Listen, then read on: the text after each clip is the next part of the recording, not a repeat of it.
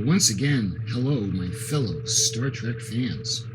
I got another fun video for you guys today. You guys that follow my channel, you guys know how much I love AMT models and how much I love the Enterprise. The NCC 1701 is my favorite.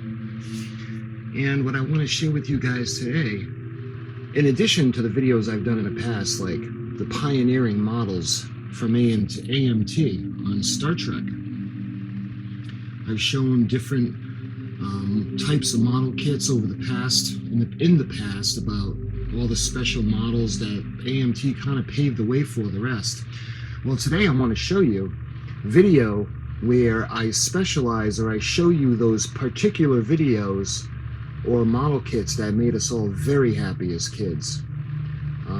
These are the lighted model kits, and it goes all the way back to 1966 with the first edition, the U.S.S. Enterprise from AMT Models.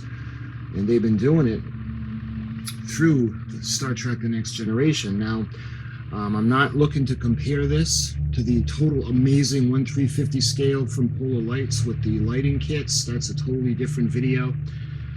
Because basically, these model kits that I'm about to show you paved the way for them. So without further ado, we're going to do this at the desk because there's going to be a little bit more light. So let's go over and have some fun. Okay, so when it comes to the model kits, at least during my childhood, when I was watching Star Trek, we didn't have a lot of merchandise or toys to play with. We did have the Enterprise bridge set, and it had the transporter that you spun with the action figures, but I wasn't really into that. When the model came out, when I was able to get the model, I absolutely loved it. This had our beloved U.S.S. Enterprise, NCC 1701, and this is an iconic picture. I just love this picture. This picture is like a snapshot of my childhood. Anyway, this is for the U.S.S. Enterprise. This is the NCC 1701. So let me tell you about the 1701 from StarTrek.com. Launched in 2245, the original and illustrious starship U.S.S. Enterprise NCC 1701 was built in San Francisco yards orbiting Earth. This Constitution-class starship was previously captained by Robert April and Captain Pike, before command under the command of Captain James T. Kirk. The ship arguably gained its status as the most famous space exploration vessel in history due to its historic 5-year mission from 2264 to 2269. During that mission, the Enterprise encountered the Romulans for the first time since the Romulan-Earth conflict, engaged the robotic planet killer vessel, traveled back in time to the 20th century Earth, and played host to Khan Noonien Singh, a product of the late 20th century genetic engineering who once fought in the eugenic wars. Kirk's Enterprise had a crew of 430, 14 science labs, an observation deck, a massive lower deck which included main engineering, and a shuttle bay. The ship's armament included forward phaser banks and photon torpedoes. The starship underwent several refits, most notably in 2270, which involved an upgrade of the most systems and replacement of the bridge, warp drive nacelles as well. This refit Enterprise was first commanded by Captain Willard Decker, until the V'ger incident forced then Admiral Kirk to assume command. In 2285, Admiral Kirk assumed command from Captain Spock during the training mission when the Enterprise was diverted to investigate Regular One. Ultimately, this divergence would result in Kirk's second encounter with Khan. In a brutal combat between the Enterprise and the ship Khan hijacked, the U.S.S. Reliant, Captain Spock would pass away on this mission. Shortly before its decommissioning in 2285, Kirk took the Enterprise, against orders, to the Genesis planet to rescue a rejuvenated Spock. It was here that the vessel was destroyed by Kirk when threatened by Klingon capture. Okay, and that's the official history of the U.S.S. Enterprise NCC 1701 and the NCC 1701 refit from StarTrek.com. So let's take a look at the model. Showing you guys again, the model kit was amazing, but AMT was the first to give us the Enterprise with lights. Now, the original kit, the original S951, was released in 1966. That one had the bridge and the Sensadome lights, and that's what was lit in that kit. I wish I could show it to you guys. I don't have that kit as of yet, but I'm going to show you this one, because this one has, in addition to the bridge and the Sensadome, this one actually has the lit Bussard collectors as well. So this kit has 4 lights: the bridge, the Sensadome, port and starboard Bussard collector. And it shows you the wiring. It goes through the nacelles, and the deflector dish is actually the switch, and that's where the battery compartment is. When you're looking for models with this one, if you see the As Seen on NBC on the side, then you know that this is the one with the clear Bussard collectors. The way the Bussard collectors look is they're molded in clear orange plastic or styrene, and that way there you can paint the outside, but you can also leave it where it's going to show with the lighting.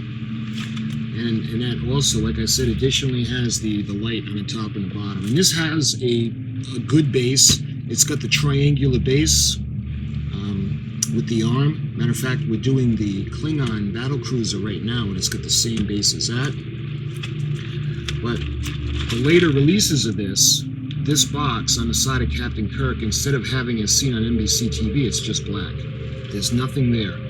And if you look at the side of the box and there's nothing there, then that one probably has the decals where you can do the most of the fleet, the starships, but it does not have the lights in it.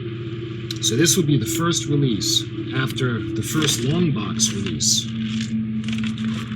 Looking, let's see, show you guys the side of the box. S951. And you can see that beautiful picture of the Enterprise. The other side of the box, another way you can tell that this is the one with the lights, is you can see the blue box on the opposite side. And this says featuring the upper lower dome and power units equipped with operating lights and colorful Star Trek decals. Twin power units and a total length of 18 inches. So this is another way you can tell if this kit is the one that has those lights in it. You can see the blueprint for the U.S.S. Enterprise, the space cruiser, Klingon battle cruiser, AMT Corporation, 1225 East Maple Road, Troy, Michigan, 48084. Cement not included with kit. Star Trek created by Gene Roddenberry. This is Star Trek U.S.S. Enterprise spaceship model kit. So this one kind of broke the barriers. This particular one has 100-387 on the back of the box. So this one, like I said, kind of broke the barriers, because the first release, there were lights on the top of the bottom of the primary hull, but in this release, they actually had lights in the Bussard collectors as well. But what ended up happening was, soon after, this was the only issue of this kit, and they ended up putting the extra decals where you could build all the ships instead of having the electronics. Incidentally, Polar Lights is reissuing this particular box, the box art, and I had pre-ordered that. I had done a video on it, and I'm looking forward to getting that so we can compare. But this was the first one. Again, this wasn't the premiere edition. That was 1966, and I don't have that one as of yet. Again, this is the one that has the Bussard collectors in it. So keeping with the Enterprise, once we had our beloved Enterprise, time moved on, the show was canceled, and we moved on to Star Trek, the motion picture. Now, Star Trek, the motion picture brought a whole new level of pioneering models from AMT. We were introduced to the Enterprise as the refit version, and I don't know about you guys, but when I first had seen her on the screen, my heart melted. I just fell head over heels in love with her all over again. She was beautiful, the shots of the ship. That's why Star Trek the Motion Picture is actually my favorite Star Trek film, because of the ship. The shots of the Enterprise are just amazing. And again, the premiere of the U.S.S. Enterprise NCC 1701 refit, they gave us saucer lights. So we have saucer lights that really work. They had the rainbow effects, the rub-down transfers, and it was only over 22 inches long assembled. Display stand included. You can see the Star Trek poster inside. I think that's what that says. Star Trek poster offer inside. Okay, I couldn't read that. You want to get a laugh? Look at the price. It was $9.99, but it was marked down to $3.99. Man, can you guys imagine getting this in its packaging for $3.99 now? I wish I could go back and buy 100 of them. Because these are getting increasingly hard to find, especially in the plastic wrap. And a matter of fact, I was thinking of doing a special build, an appreciation to you guys, my fellow Star Trek fans that watch my channel. When I reach to 2,000 subscribers, I want to do a special. I want to do, we'll do an unboxing of this and we'll build this. We'll relive our childhood. So that'll be a really, really, really fun build. But this is the Enterprise. You can see the side of the box, the way it would look. And again, you know, I'm not bashing on this kit, so people that are going to watch the video and, oh, it's not accurate, and it's, you know, I'm not interested in that. I'm interested in, at the time, this was the Enterprise. I love Star Trek, and there was no other ship to get. I did show you guys the South Bend Enterprise, and I had that as well. And this Enterprise, well, it was just amazing because it was the Enterprise, and we were still intoxicated over Star Trek the motion picture and seeing her on screen. At least I was. So I was very happy when they released this. And you guys can see it's got the stand, the same kind of stand that was in this issue. And we have the saucer lights. What it was is you can see the bottom with the Sensidome area above the Sensidome, and the windows. These are all separate pieces that you glue into place on the primary hull. And then the top, the windows along the bridge. But that's all that would light up, and the wires would run down, and again the battery compartment would be in the secondary hull. Then we had the rainbow effect decals. You can see how they look. So I don't know if I want to do it like exactly out of the box like we did as kids, or when we do this build, if I want to maybe get some aftermarket Aztecing decals and an aftermarket deflector dish, because the deflector dish on this kit is solid white. It does not light up. It's not clear. So, like I said, we can figure that out when we get to the build. But this is the side of the box showing the actual model. And let's move this one. All right, I'll show you the end. And this is kit 970. Saucer lights that really work. Rainbow decal, rainbow effect decals over 22 inches long. Display stand included. And we got, again, that beautiful illustration. Now, when we look at the other side, you can see there are more photos of the model kit.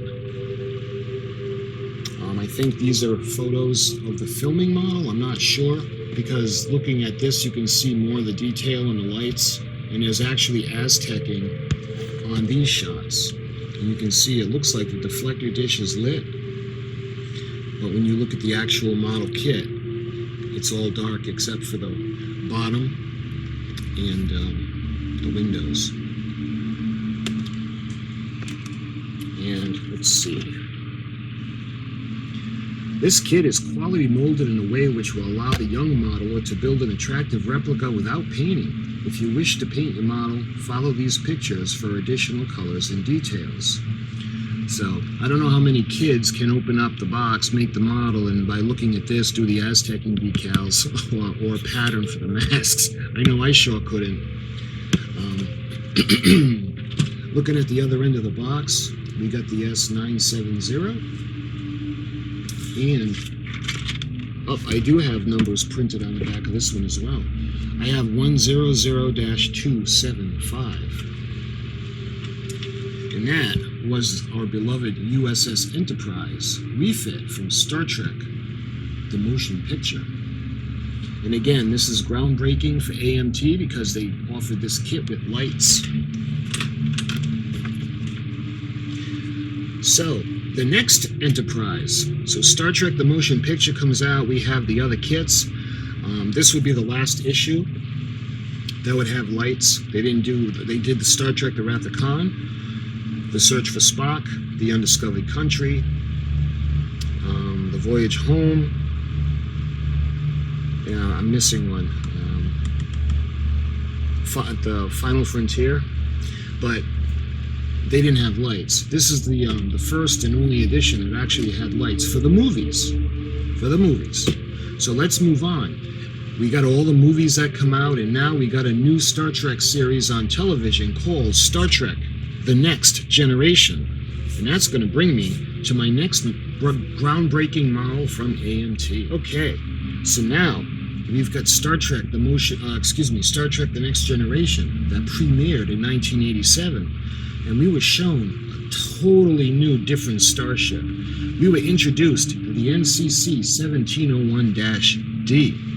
And again, this is from StarTrek.com. This is the official information on the U.S.S. Enterprise D. The U.S.S. Enterprise NCC 1701-D was a Galaxy-class starship and the flagship of Starfleet, and the fifth starship with the name Enterprise, commanded by Captain Picard. She had a total of 42 decks. The Enterprise D was twice the length and had 8 times the interior space of the Constitution class. These ships were over a century earlier. She carried a combined crew and passenger load of 1,012 people, or life forms. Defensive systems included 10 phaser banks, 250 photon torpedoes, and a high-capacity shield grid. There are some 4,000 power systems in all on board ship. Full acceleration time from reverse, sublight impulse through nominal top warp speed, warp 9 was 0.03 milliseconds. Now that's quick. The ship achieved maximum speed of warp 9.5, which was maximum when pursued by the entity known as Q. At warp 9.3, its engines had passed the red line, and it couldn't keep that up, not without damage occurring. By stardate 43-205, she had already logged tens of thousands of light years since setting out around stardate 41153.7, after Jean-Luc Picard formally became her first captain on stardate 41124. An average day aboard ship, according to Lieutenant Commander Data, included 4 birthdays, 2 personnel transfers,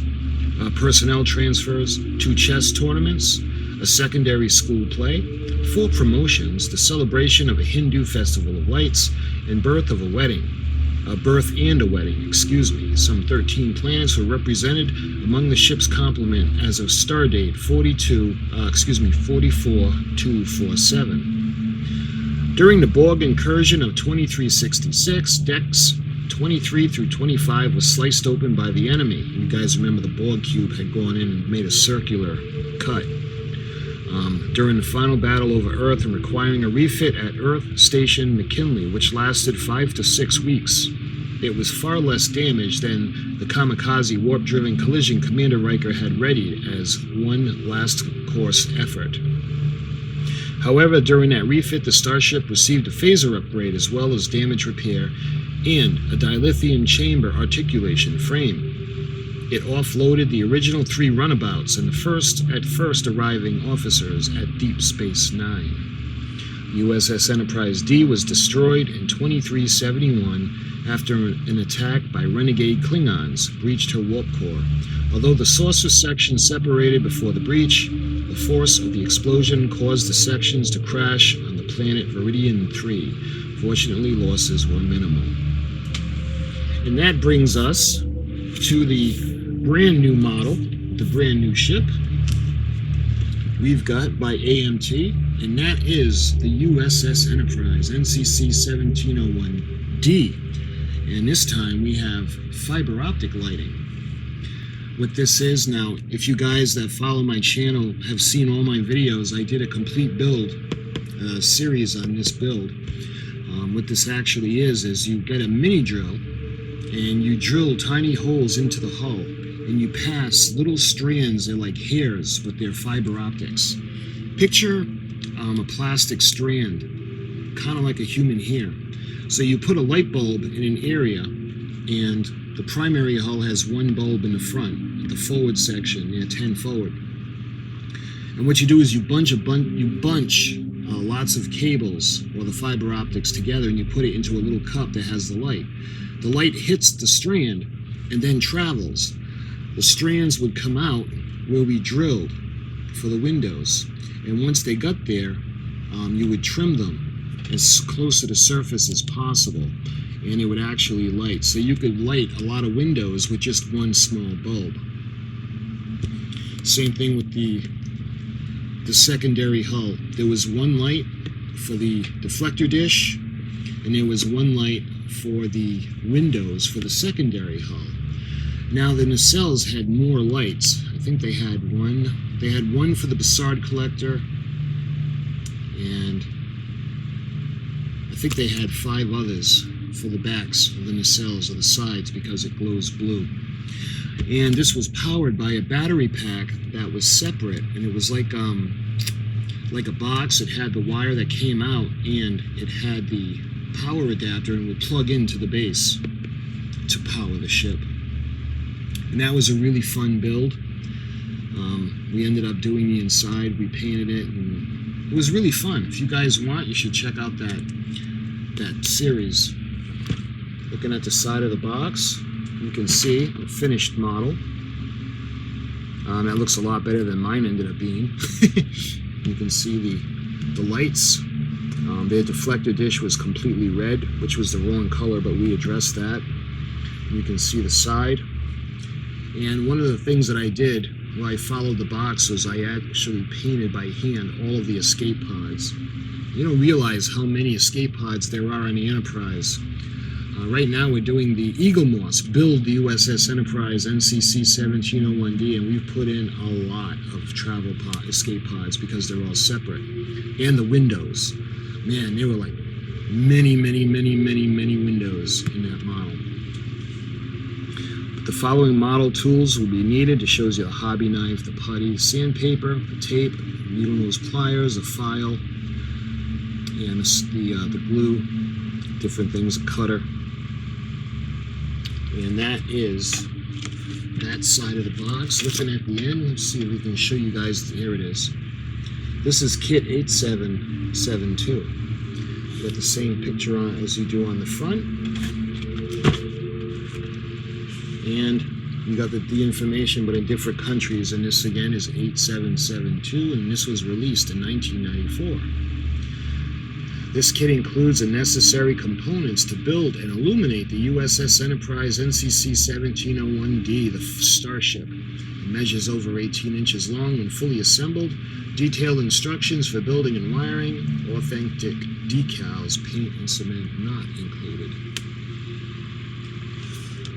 And I think it's the same on the other end. Yep, both ends of the box. So that was really fun to build this. Like I said, you guys, I'll put the link in the description if you want to check out what the unboxing to the finished model looks like. So this is really fun. So this was the brand new series, Star Trek The Next Generation, and this was the Enterprise. Now, I do have the Deep Space Nine fiber optic, but that's a separate video. I only want to show you guys the Enterprise models that are lit. It would have been nice if they would have come out with like the Enterprise E that was lit after the movie, but that didn't happen. They do have the model, but there were no lights. As far as I know, this is the last U.S.S. Enterprise model kit that has lights in it for the TV show base, because I got one more to show you that was released a little bit before this one. But I just wanted to show you for the series. We had the original Star Trek we had the 1701, then we had Star Trek the Motion Picture, and we had the refit model with lights, and then we had Star Trek the Next Generation, and we have the D with lights. So the last model that I want to show you guys, we're going back to the refit, the molding. But we're going to go to the U.S.S. Enterprise NCC 1701-A. And what's special about this kit is this is for the 25th anniversary. And this one actually has the clear deflector dish. So in addition to being able to light the windows and just where the sensor is, we can light different parts of the ship. Now this one actually has the sounds as well, and in addition to the lights that are on permanently, we have some blinking lights that go on the ends of either nacelle, and we have the blinking port and starboard beacons, and we have the blinkers on top. So we have blinking lights on this. There's more of the ship that's lit. We have a lit deflector dish, and we have sounds. Now the sounds are from the original series. So the sounds of the phasers and the sounds of the photon torpedoes are from the NCC 1701, before the refit. But this is marketed as the NCC 1701A. You can make it as the A or as the refit. But this is the special edition U.S.S. Enterprise with lights and sound effects. Detailed plastic model kit includes microchip and speaker for phaser and photon torpedo sounds, wiring and LEDs for lighting, and a new base. Contain wiring, switches, speaker, and 4 AA batteries. Now, I also did a video on this. I had done a build a real long time ago.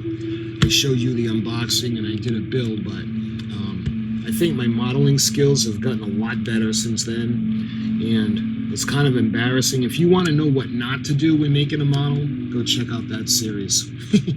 Eventually we're going to redo it, and I want to make it better. That's why I'm thinking of, when I get to the 2,000 subscribers, we can do the Enterprise from Star Trek the Motion Picture, and hopefully I can make up for that mess that I made with this model kit. Anyway, this one, let's see, I'll show you guys finished model on the side of the box. You can see the deflector dish is painted because it, actually no, I'm sorry, this one does light up. So you can see the deflector dish lights up. It's the photon torpedoes that do not light up. But you can see the NCC 1701A. And you can see the base that it's on. Now the base itself has a speaker that's coming out the front. And it comes with a 25th anniversary sticker. So what I did was I actually put the sticker on the base. You can see the paint job on the outsides of the nacelles. We got the bridge area. You got the crystal, the impulse drive crystal. We got the deflector dish. You can see docking port. Detailed plastic model kit includes microchip. This is kit number 6957. I don't know if I can get it to where you can see it. Let's see if it's on the side. Yep. This is kit 6957. Again, the same illustration that's on the front. And let's see, I'll show you guys the other side. This was released in 1991. This came out before the Enterprise D with fiber optics came out, but I wanted to show you that one first as like a line of Enterprise premiere kits. This one, U.S.S. Enterprise, this one is over 22 inches long and assembled. The kit includes wiring, LED, switches, speaker, and microchip. The display base, the instructions, and authentic decals for the U.S.S. Enterprise. Paint and cement not included.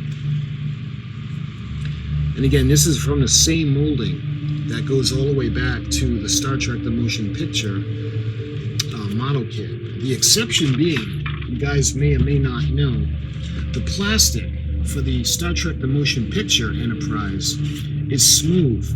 And when they moved over to the Wrath of Khan, they decided to put like little Aztec-ing, it kind of like where they were trying to go with the Aztecing, but it's little shapes and little grooves, whereas the one from Star Trek the Motion Picture, the hull is smooth.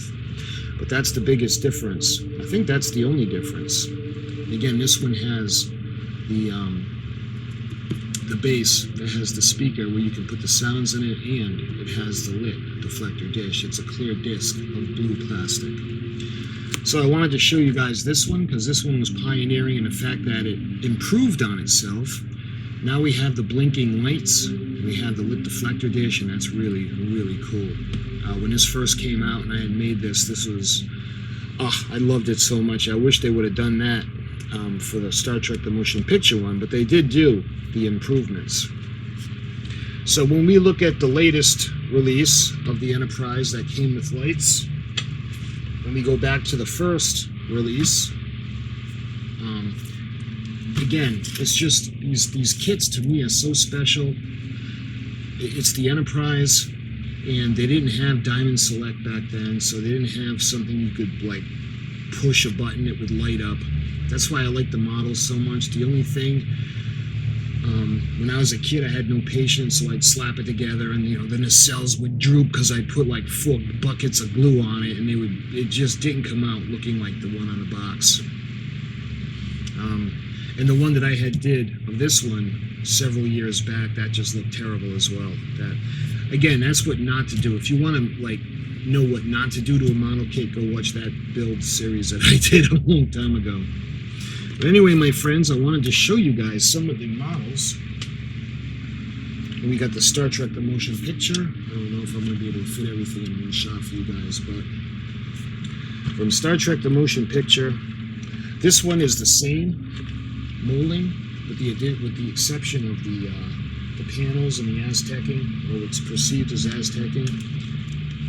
And then we've got this one that started it all, and I'm not going to be able to, well, I might be able to put it into you guys. And then there's this one, and again they have done the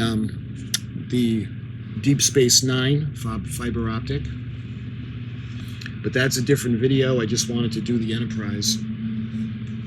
So we have a couple of amazing kits that kind of started it all when it came to Star Trek. Again, my love of AMT is just amazing, the work that they've done over the years. I'm so happy that Polar Lights and Round 2 models have purchased the licensing, and they kind of brought back all our wonderful model kits from childhood. And I like the fact that they didn't retool it. Yes, there are people out there, oh, it's not accurate, blah, blah, blah, and you have the grid lines that aren't supposed to be there, but to me, this is more nostalgic. If you want accuracy, then I suggest you target the Polar Lights, the 1/350, or even the 1/1000 scale model of the Enterprise is highly accurate. But this one for me is more about nostalgia. There's just something about opening this kit and seeing those saucer section pieces that just brings me back to my childhood every time. So my friends, I hope you enjoyed watching this quick little video. I hope you enjoy watching I hope you have as much fun watching as I do making them, because I think these are really fun to do. So until my next video, my friends, thank you so much for watching, and I'll talk to you soon.